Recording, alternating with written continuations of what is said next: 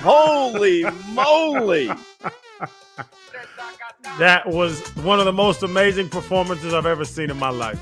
You know, I was thinking, and it's hard for us to have a conversation while Solana is wearing a Guayabera, a hat. He's got a cigar in his mouth. He looks like he's going to play domino. That's exactly what it looks like. Dolly! He's jacked channeling his inner Jimmy. He's shaved. Look at him. He looks good. You said I won't light this up in the studio? Who said I won't light this up in the studio? Jimmy, pass me my cutter. Who said I won't light it in the studio? Uh-oh. Well, let's not get carried away. Let's not start breaking laws. Is Jimmy paying your bills? You know, you talk about a performance. This is one of those performances where you go, like, I remember when you probably weren't even born, but Michael Jackson did the moonwalk, and I think it was the Motown anniversary show. And the next day, everyone was talking about it because no one had seen the moonwalk before. And everyone was talking about it. There's certain performances in your head that will remain there for the rest of your life. And we all have them when it comes to sports. Certainly being a Bulls fan growing up, MJ 63 against Boston in the playoffs ended in a loss, though. Mm-hmm. And I'm of the belief that we will all remember this game. We will talk about this game. You know how we talk about Ray Allen, the shot, where there's certain things. Unless Jimmy does even better tomorrow, which is possible. I'm not putting anything past this dude.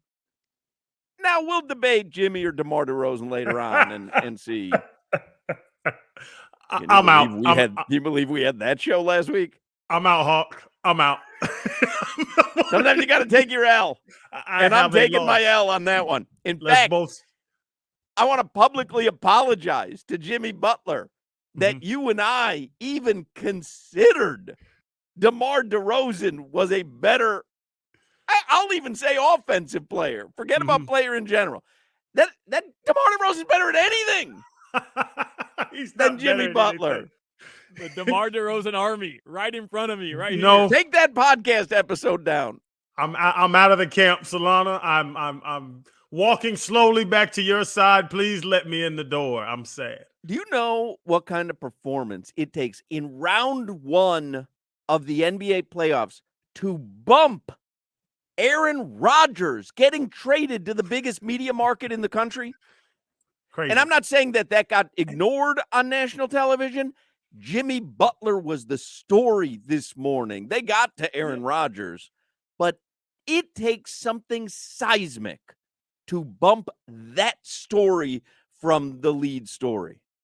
And breaking the Heat record, or what we know, the legacy of the Heat, LeBron, D. Wade, Shaq, all the Hall of Famers that's played here, and Jimmy to have the single game scoring record. And the crazy thing, too, because I was locked into that game, me and my son were watching. That first quarter, he figured out I can do whatever the hell I want to them. And he was waiting for the end to just do whatever the hell he wants to. It looked so strategic what they did. Jimmy can ball. Hey, stay within 10. Because we're going to be close enough at the end for Jimmy to do that again. Bro, that game, how it played out and watching Jimmy get hot. That saying where they were like, hey, the rim looks like the ocean. You know what I'm saying? It's a hula hoop up there. When Jimmy started cranking up threes at will, I was like, this is what it looks like when the rim looks like a damn hula hoop. This dude couldn't miss. It was unbelievable. And you and I have said, a number of times over the course of his Heat tenure, yeah, we love it, but we need to see that on a regular basis. And then you watch it last night and you go, well, of course he doesn't do that on a regular basis because he would be in a coma by the end of the season. Like, it was so spectacular to watch that. And it was really spectacular that it ends up in a victory because that game almost certainly, in my mind, was going to end up in a loss. The Bucks controlled that game from the get-go. And it was as improbable a comeback as you will see. And it's so great that game turns into an improbable victory and puts the Milwaukee Bucks on the brink of elimination tomorrow night. I mean, it's really You couldn't script something like this. It was so amazing because remember when LeBron were playing games, even the games we lost when he was the Heat, and we'd be like, LeBron was the MVP of this series, even though they lost the series. He was the best player. The Heat could win games, but when there's guys like Giannis playing, you expect to have the second best player on the court. Hands down, Jimmy Butler was the best player out there, the best player playing basketball. By far. The best player, the best person on TV doing their job last night. And Giannis Antetokounmpo was on that court. I loved it. And at the end, when Giannis came in and tried to Giannis, and Jimmy just kept damn Jimmy in on his ass. Oh, my goodness gracious. Wait, I let the kids stay up late. And you know I'm not with that. No, that I'm telling you, this was a once-in-a-lifetime performance where you're like, everyone has to be watching this right now. Everyone has to be watching it right now. Yep, and then got the wife. That's exactly what happened. Yeah, my wife was sitting there. She was on TikTok for the first 3 quarters. And that fourth quarter, she locked in. She said, literally after the game, she said to me, I am so glad I put my phone down to watch the fourth quarter. Like, it was really something spectacular. When she got there, I think Jimmy just broke 50 when he hit this 2-point three-pointer that nobody knew which it was. And we were like, yeah, Jimmy just hit 50. She said, 50 what? We're like, points. Right, for the series? He was tonight. Her follow-up was in this game. I was like, this is what you're missing. And she sat down and watched the last 40 seconds, whatever it was. You know what territory we're approaching, gentlemen? Gentlemen, sweep time! 5-game gentlemen sweep. For the Miami Heat. 5-game gentlemen sweep. For the Miami Heat. You know what the line is tomorrow night? Bucks by 100. Double digits. Guess, Crowder? 10. 11. Yeah. Bucks by 11. Let them keep doubting. Haven't they been dogs every game? I believe so, yeah. Every game. Yeah. And even when Giannis was out. It was at least 5 every game. Yeah. Mm-hmm. Wow. How about that? I mean, it was just it was a night that you didn't see coming. Not for the, like you knew Jimmy was having a great game. You did not see that victory coming. No. And man, it was Solana sent us some sound this morning. I guess it was Ron Rothstein on with Joe Rose. And Ron Rothstein, like he made a valid point, which was the Heat were in better condition. Ron Rothstein was saying that someone was talking to him before the game and saying the Heat have an advantage, that the Bucks have been in maintenance mode for a month now, and the Heaters have been playing their asses off. And it showed last night. In fact, I would take it even a step further, Solana, and say, you know what? They rested, I believe. Again, I'm not calling Giannis out because, that dude's a warrior. He plays hard. If he can be out there, he'll be. But I think they kind of took it easy game 3 with Giannis when he probably could have been out there. And they said to themselves, no, it's more maintenance. It's more rest. And, man, you saw it at the end of the game. Jimmy Butler doesn't get tired. No. He doesn't stop. Imagine defending him, and it never stops. Oh, we saw it with Drew Holiday.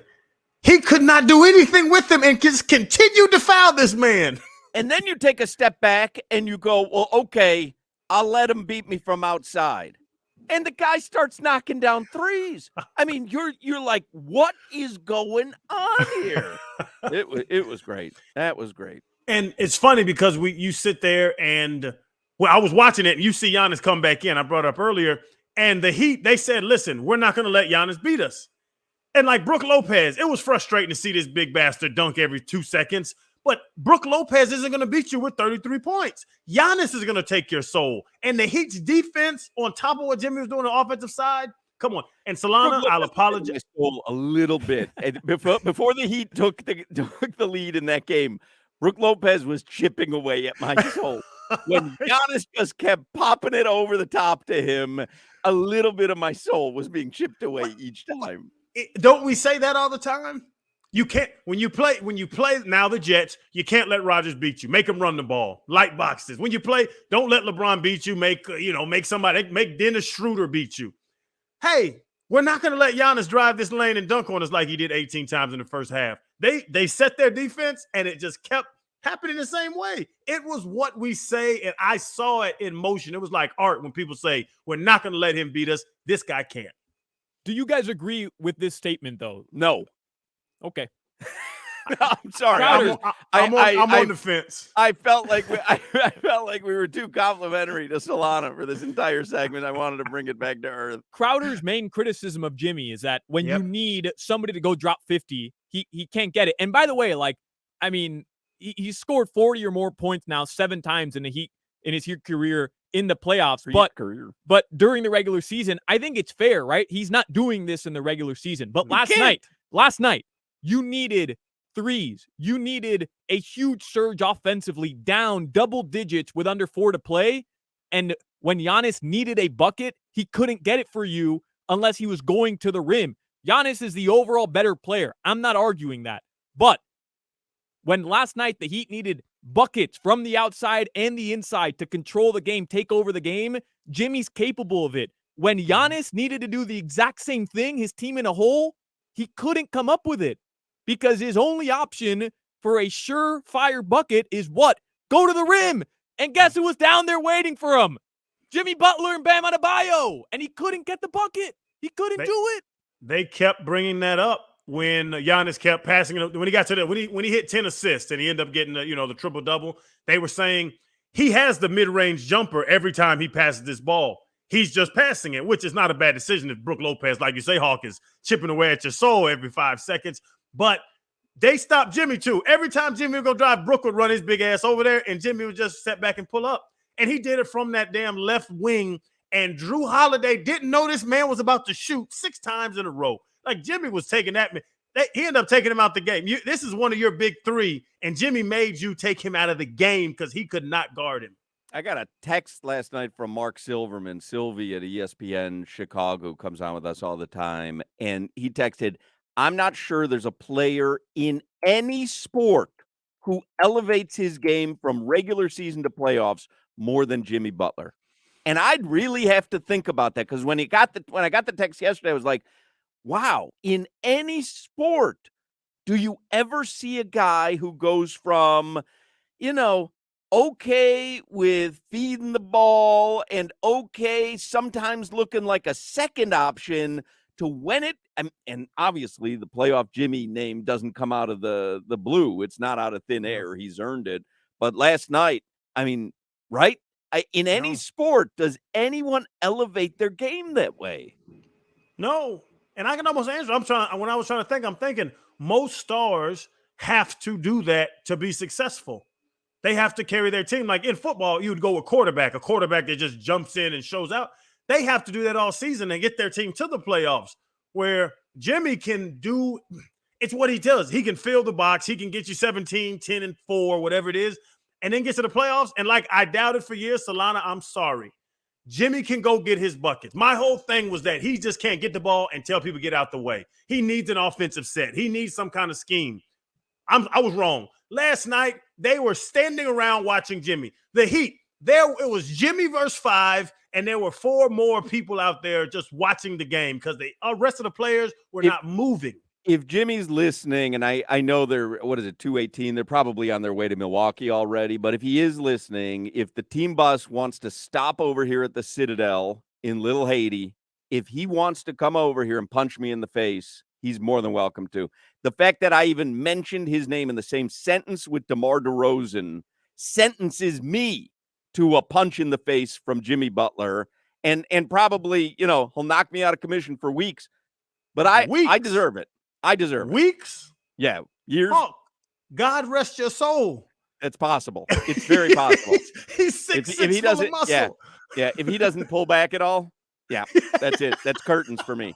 But I deserve it. You deserve it. I'm not going that far. But I'm going to stop that take about Jimmy not being able to just go get it. I'm so done with that. up until the beginning of next regular season. I am done with that. Somebody texts in, the only thing better than the game was meeting Solana's dad at Casola's after the game. Was your dad getting za at Casola's? I don't know. Wow. That is. My dad went to the game last night, didn't tell me he was there. I had no idea. He sent me a picture this morning of him at the game. Great. Well, who was he there with? I don't know. I have no idea. So was he at Casola's after the game? Legendary Miami pizza. That sounds like an Eduardo move. Oh, my God. What a celebrity run-in that is. You know how you always say, like, DJ's your best friend? Like, he's a friend of yours? I think Eduardo and Solana are father-son. Well, it's funny because I always think we had Jax on yesterday, and I talk about, losing my dad to pancreatic cancer. And like last night was a night where I really miss my dad because we would be on the phone talking about what we're watching. And like sports was for me, like the great unifier with my father. That most of my great memories are involving some sort of sport. And then I hear Solana talk about his dad being at the game. He didn't even know it. And it was like the most memorable game of all time. And I'm like, maybe I have this romanticized in my head. Maybe I wouldn't have talked to him last night.